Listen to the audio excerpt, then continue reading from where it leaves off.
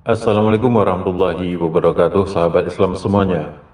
Sebuah tayangan sekitar tahun 2001 menunjukkan Rahman Hashimi sebagai perwakilan Taliban yang diundang melalui telekonferensi sebagai narasumber dalam acara Charlie Rose di salah satu televisi Amerika Serikat.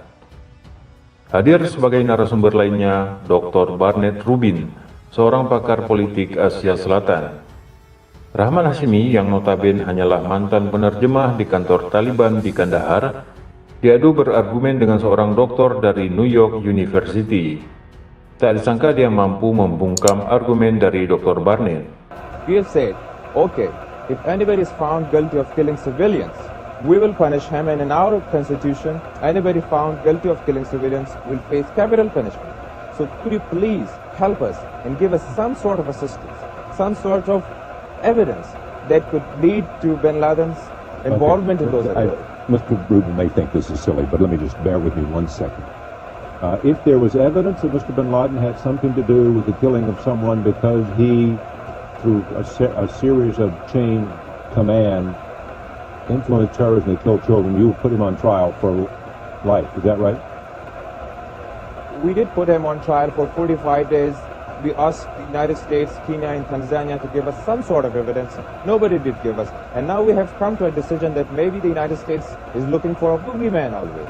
Because if they really have concerns from bin Laden, they have to talk to us. We have a full-time job reconstructing our country. We don't want foreign problems for us. But we have not been talked to.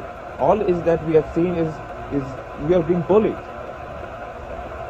Well, I don't think the Taliban are serious about this question of whether they have evidence against bin Laden or not. He is their ally and supporter, though it is true he did not come to Afghanistan to stay with the Taliban, and the Taliban did not bring him to Afghanistan.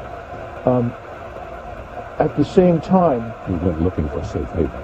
yeah, and when he went back to Afghanistan from Sudan in 1996, he did not go to an area which was controlled by the Taliban initially. He went to an area that was controlled by people who are now alive with Massoud, namely the people who were in Jalalabad, and later he became linked to the Taliban. But I think the point is, the Taliban have been imposed. I didn't say that the Pakistani ISI created the Taliban. They did not. But the Pakistani government made the Taliban into a military power. They recruited thousands of Pakistani students to fight along with them. The problems in Afghanistan is not because of lack of arms. The problems in Afghanistan is because of abundance of arms. We don't need arms. Don't say that Pakistan is giving us arms. They have a big problem with India. So for them, it's impossible to support us with arms. Our good relations with Pakistan does not mean that they support us with military supports or whatever. Look, the sanctions against Afghanistan, some of which I don't support, are not economic sanctions. There is no trade sanction against Afghanistan. There's a sanction against the airline, which I think is mistaken. There's a sanction against arms supplies to the Taliban, which I think is a good thing, except that it's not being enforced or even monitored in any serious way. Those children did not die because of those sanctions. Sorry to intervene. If we can't fly outside and buy medicine, who suffers? If we can't go and sign contracts, we had a contract with Kazakhstan asking for 95,000 metric tons of wheat, and we shipped some of that, and because of the sanctions, it stopped. We had a contract with Bangladesh that we imported rice from them, and because of that, we can't do it anymore. So who suffers? Even if you can't say it is Taliban specific, it is ridiculous. Because if we can't go outside and ask people to invest in Afghanistan, of course the people suffer.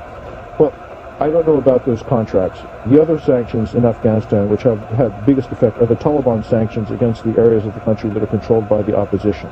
And I should just add that, talking about killing people in Afghanistan, recently Taliban troops who retook an area of central Afghanistan massacred several hundred civilians. And the opposing side, in other cases, massacred several thousand Taliban prisoners. So there's lots of killing going on. We have said that war is not a festival, and we are against war. We are making order out of that war zone, and we have done it to 95% of the country. The problems in Afghanistan is neither political nor ethnic. We don't say that it's ethnic, neither the opposition says this. You may think it's political, it is not. The problems in Afghanistan is the existence of arms. And we have said that anybody who has arms, we are against them. They have to give us their arms, or we will disarm them by force. And we have done it. There were many alliances, you know, Mr. Robin. In Kabul, there were many alliances, and there were many governments. And then because of existence of arms with everybody, then they would fight again and destroy the whole country. So we have said that we have no problem with anybody being in the government, provided that they are disarmed. We cannot accept an armed opposition within our country.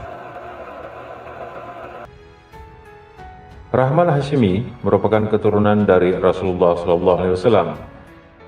Nama lengkapnya Said Rahmatullah Hashimi.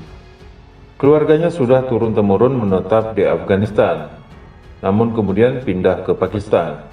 Di sebagian wilayah Timur Tengah, Suriah, Yordania, Irak, keturunan Rasulullah SAW umumnya memakai nama berakhiran Hashimi, keturunan Bani Hashim, dari jalur nasab Hasan bin Ali bin Abi Thalib. Misalnya seperti keluarga kerajaan Yordania. Pada tahun 2004, atas undangan dari temannya yang merupakan seorang kameramen berita, Mike Hoover, Rahmat Hashimi datang ke Amerika Serikat. Dia kemudian melamar dan diterima menjadi mahasiswa di salah satu universitas bergengsi di negeri itu, yaitu Yale University. Rahmat menempuh program non-gelar. Saat akan melanjutkan studi program S1 di universitas yang sama, latar belakangnya sebagai anggota Taliban memicu kontroversi, khususnya adanya penolakan di kalangan alumni. Rahmat gagal melanjutkan studi S1-nya di universitas tersebut.